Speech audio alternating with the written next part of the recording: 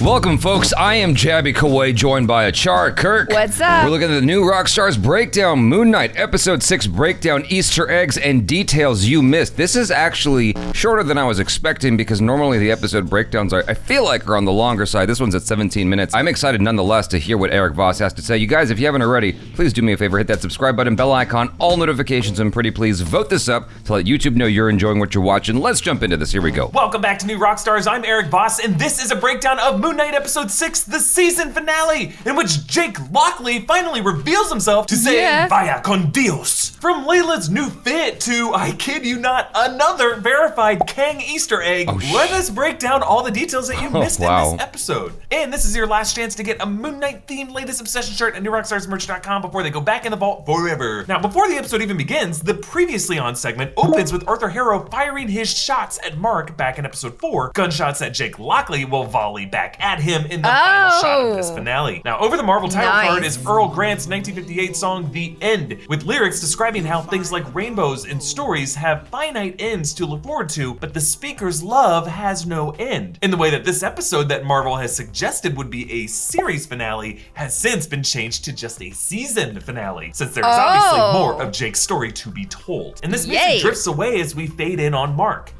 At the end of a river. Could it be that whoever said series made a mistake? Or that was a deliberate change because they found people were responding well to the show, perhaps? I mean, I definitely want a season 2. Yeah, Earl sings the words, at the end of a river, the water stops its flow, right as we see Mark bobbing dead in that water, and the audio mix works in sounds of crashing waves along the bank of a river, despite Mark floating in just this mere puddle. Just a cool way of linking him to Stephen's drowning in the sandy ocean. Harrow says, I'm sorry it had to be this way. Mark Spector, Stephen Grant, whoever else might be in there. A little hint that there is indeed a third alter still inside that body, the one who will avenge these gunshots. And as Harrow places a scarab on his chest, I guess Mark's Arthur knew that. necklace is visible. Another reminder of how Egyptian mythology and the mysticism of Judaism in the covering of mirrors during the Shiva mourning periods are equally important to Mark, especially in his relationship to his own reflection. Harrow turns, seeming to hear Layla scuffle.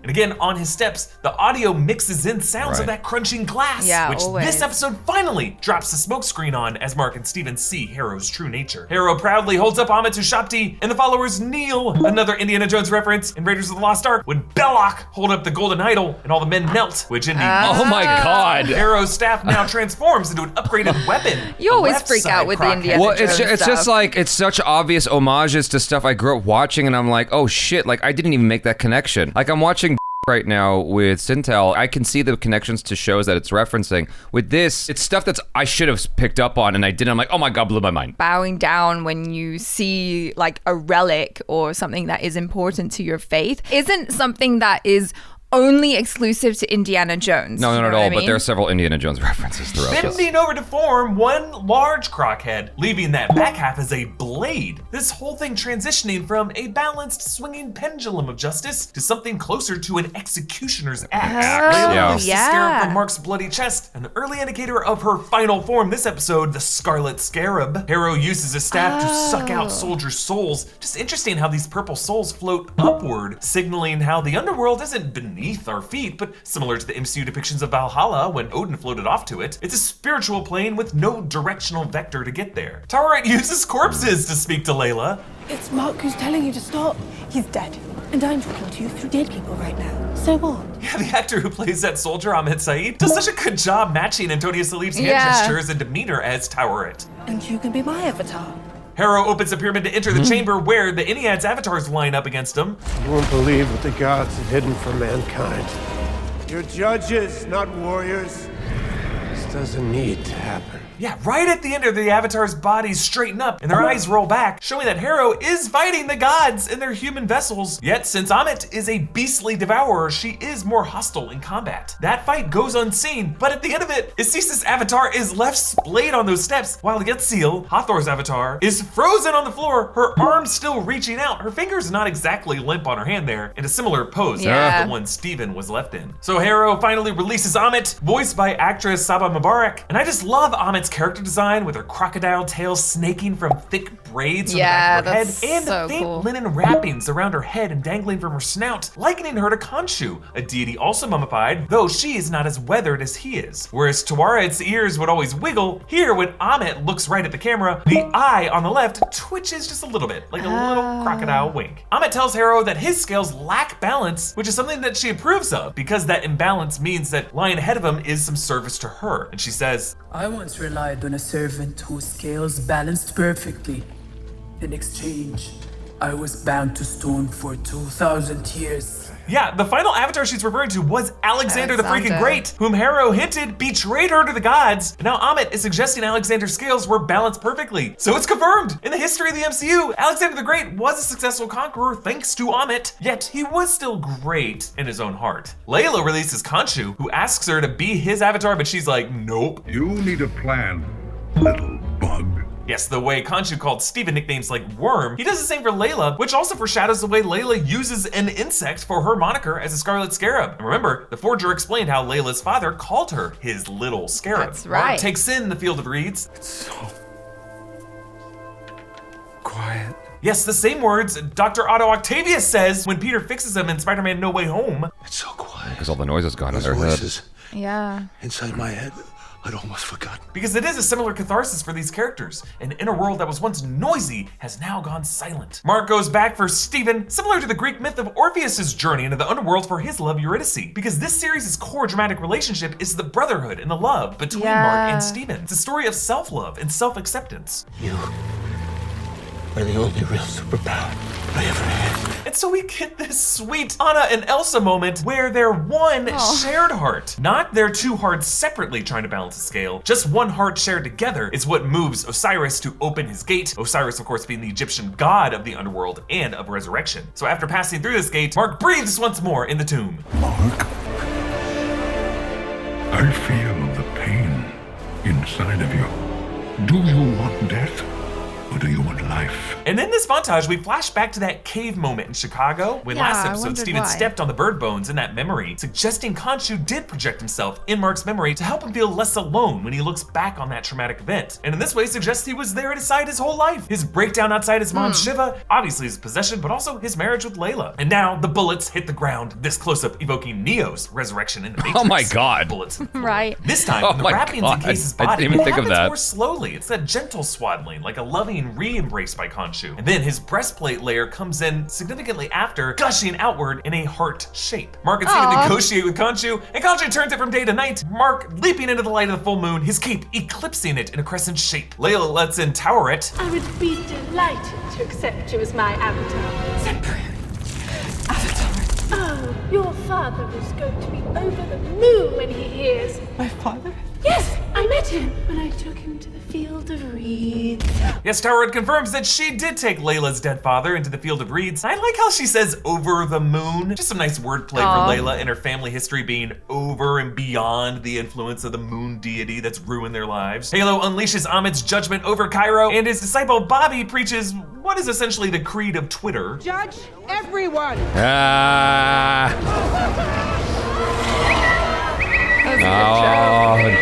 And I love this. One of these pairings are cameos by Moon Knight director Mohamed Diab, who is judging executive producer Grant Curtis. All of these souls Nice. feed Amit, who grows giant size. And I like how her braided tail pushes a truck and clears a nearby camp. Though it is not clear if the people of Cairo can actually see giant Amit and then later also see giant Khonshu, because episode 2 did establish that regular folk cannot see Khonshu kick the trash bin or see the jackal smash into stuff, and that these supernatural forms True. only present themselves to those they wish to see them. And also, we don't really see any reaction shots of the Egyptians looking up and going, holy shit, a giant crocodile and a giant bird skeleton. Layla emerges with her new suit from Toweret as the Scarlet Scarab. Confirmed by cool. Marvel. You can see the red scarab insignia on her collar, and she unleashes scarab wings. Now, in the Marvel comics, the Scarlet Scarab is Abdul Faul, Egyptian villain to a group called the Invaders, which included Cap, Bucky, Human Torch, Namor, and Union Jack. This series has given us hints of this, with Layla's name being Layla Abdallah El Faouli, and that red scarab on her bandage in episode 4. Also, the closing credits of every episode episode have shown a Scarab with her holding that scarlet-colored flare. Mark confronts Harrow, and I love how the frame rotates on the incline of the pyramid with the full moon behind them. Amazing shot composition and blocking, because Harrow has the high ground and only has to run downward, whereas Mark has the low ground and must run up, yet sprints at the same speed as Harrow and hits him with a powerful knee uppercut. The moon framing this all makes it clear that this round goes to Mark. Giant Khonshu fights Giant Amit. Can we just point out that Arthur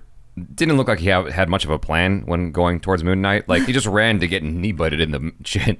Yeah. He didn't, like, try to swing down or anything like that. I mean, I guess he thought, like, oh, I have the high ground. I clearly am at an advantage. Yeah. But what I really love about that shot as well is in that final moment, it looks like it could have been a frame from a comic book. True. You know, it just the composition of it. Am I the only one who was reminded of the Angelina Jolie Tomb Raider? Because there was something like that where there was this alternate dimension or spiritual dimension or something, and Angelina Jolie and someone else was running on, I think it was like a pyramid or something like that. It's been a long time since I watched the movie. I watched it like the one time in theaters many years ago, but anyway. Yeah, I don't remember. As Mark and Steven fight Harrow in an aerial battle. Now, despite the trope of giant CGI battles and the climaxes of many MCU titles, I actually don't mind it here, because as is often the case in mythology, the battle between mortals is a proxy for a higher tier feud between the gods. Layla saves Mark, deflecting Harrow's blast with her golden wings and crossing her arms, and then later saving a van full of people. ¿En si superhero mostraya? Yes, given how outspoken Mohamed Diab was about Wonder Woman 1984's depictions of Egypt, it's hard not to see all of this as an intentional dig at that movie. I felt that too. Golden winged armor. Yes. And by the way, the graffiti on the wall behind the girl is Arabic, translating to Khonshu is alive. Throughout all this, I just love the fight choreography and the handoffs between Steven and Mark. Steven's baton getting deflected and then caught by Mark. And then when Steven is kicked across the alley, Mark's grappling hook shoots out of that dust. But it ends with Harrow pinning down Mark. Then we black out.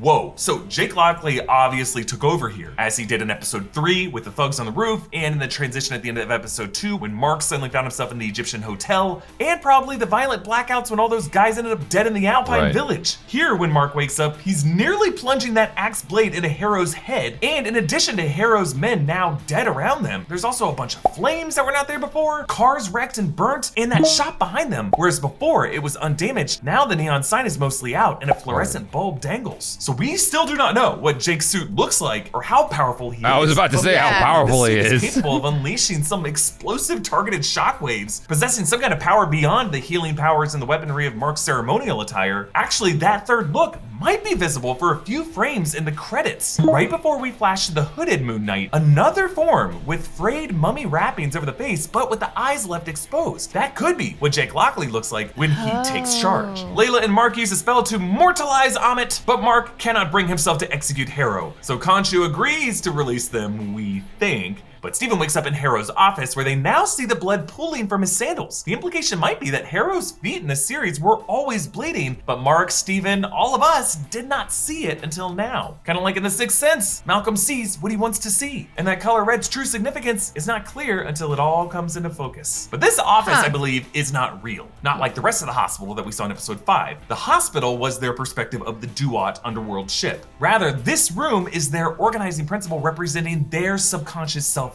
So last episode, they would suddenly teleport back to this room when one of them suffered a mental break. So this Ned Flanders is not Harrow. It's the embodiment of doubt that Harrow's antagonism represents for them. Right. And now that they see Harrow as a bleeding mortal he truly is, they are no longer trapped under their doubt's control. They control it. So Steven says conquer thyself. Yes.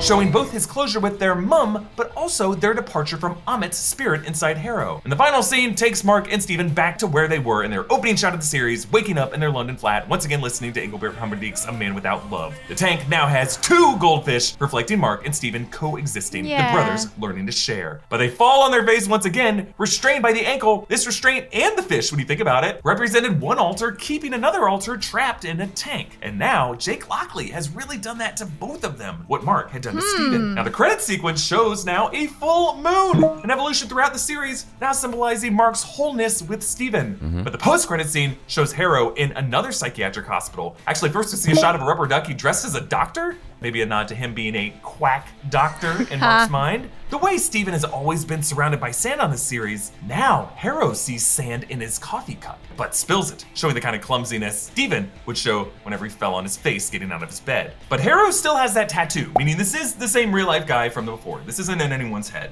The nurse is waved away. I beg your pardon. Tranquila, señorita, tranquila. What's curious is there's a dead Yeah, body. it is off screen, but Jake did something to woo or flatter that nurse. Like she doesn't know where to put her hands. Either she is awkward or smitten, just proving this guy to be a smooth womanizer who asked out Dylan back in the museum. Jake Lockley speaks Spanish, an update from the New York cabbie in the comics, That's why I was and so likely a nod confused. to Oscar Isaac's ancestry, perhaps even hinted at by Yeah. the Más Allá del Sol last episode, which now plays once more from the limo. But they wheel past this poster with a QR code. This is the same QR code that's been hidden in several episodes this season, but now when you scan this with your phone, the page that it takes you to has been updated to a 2019 Moon Knight comic in which Moon Knight faces Kang the Conqueror. Oh, This is the second shit. Kang Easter egg in Moon Knight after we confirmed Pharaoh Rama Tut on the jacket in episode 3. Now Kang obviously did not appear in the series, they really didn't need him in this story, but still this is a Moon Knight producers hinting that the history of the MCU's next big bad is connected to all of this. And who knows, Moon Knight or wow. Scarlet Scarab, Khonshu,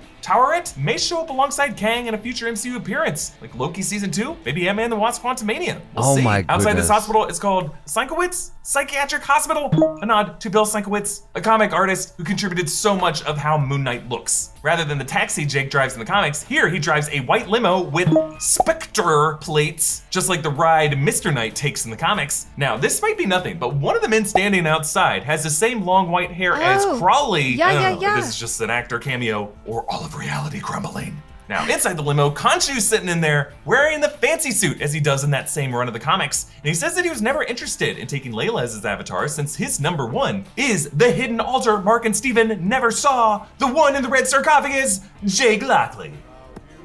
Hoy te toca perder. Wait. Yes, we end on Frank Sinatra's You Are My Way of Life, a song about eternal devotion, like the devotion between Jake and Khonshu. A devotion hopefully we will see more of if we ever get a second season of this show. Yes. Wasn't there a dead body that was wheeled past in the hospital? I thought there was. Am I making that up? I don't know. Never mind. I guess it wasn't important enough to address. I really enjoyed this show because there's been so much to break down throughout the different episodes. This one seemed like there was less because we've all kind of come to understand, like, oh, it's all making sense now. Like all that stuff, all the coalescing. seeds that they've planted Yeah. throughout the earlier episodes have finally come to fruition. It was so satisfying to see Jake Lockley finally, since we had been wondering about it, suspecting it since several episodes earlier, and then to finally be like, haha, it's him. Like we saw it coming and there he is, and it's all kind of making sense. I think just Yeah. really shows how well they've constructed the show. And if it were to end here, I would be season very one- disappointed. Don't even start that sentence. But I feel like they did a good job of just doing like one whole good, strong season while still giving us enough that if we were to go into season 2, there's so much more to cover as well. I wholeheartedly half agree with that.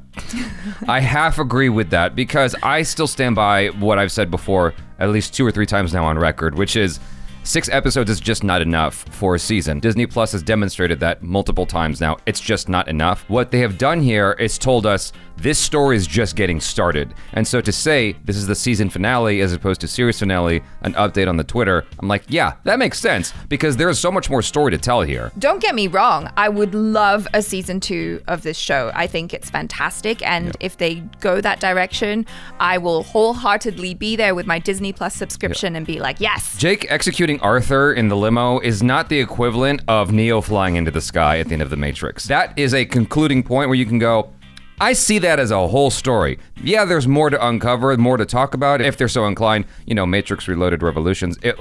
Imagine that we never got those movies, right? Or the last installment that's on HBO Max. Imagine that we never got those films. Like, that is still really, really good on its own. This season, for me, it's like, this is good, assuming that there's more to tell, with the assumption that we are going to get more stories with Oscar Isaac and I mean Moon Knight and whatnot. If it's not in another season. I mean, I know we're gonna get more either within Moon Knight or films or whatever. Yeah, I would hope so. I mean, I would love to see Moon Knight get his own standalone show. That would be awesome. Instead of being a supporting character in Quantumania or with Kang or Loki or whatever. Yeah, I'm just saying, like, this doesn't feel like a great self-contained season, is what I'm trying to say. Like, there is so much left, so many questions I have. I'm like, no. You cannot stop there. There's way more story you got to break down before we can call this concluded. That's my feeling. Maybe I'm just too darn curious. The whole time they've been hinting and dropping clues that there's this third person, setting the breakdowns aside, setting aside the comic book knowledge that you guys might have. They've been dropping hints about that throughout the show, and to have it come at the end as this like fade off into the credits or fade off into the sunset, whatever, that is unsatisfying for me. Like, I have been waiting to spend time with this guy, and then you're gonna leave the show before I get to? No. That's fair. Either another season or we get a significant amount more of him in the films to come. That's what I'm looking forward to. This for me was a setup, not a self-contained. That's all I'm trying to say. That's why I'm like, I half agree with you, because like, that's a cool setup. One thing that Erik Voss pointed out that I hadn't really thought about and that I think is so awesome as well is this whole concept of the gods using mortals to fight their battles, which has been ongoing. Like, if you read any mythology and stuff, like, that's always been ongoing. But I love that that's been brought into the MCU now. Just as someone who's super into mythology and all that, it's cool that it's kind of coming together in the MCU. You guys, thanks so much for hanging out. Hopefully you enjoyed that. Do subscribe if you haven't already. Hit the bell icon, please, all notifications, and vote this up to let YouTube know you enjoyed what you watched. I'm Jaby Koay. This is ACHARA KIRK. Peace out.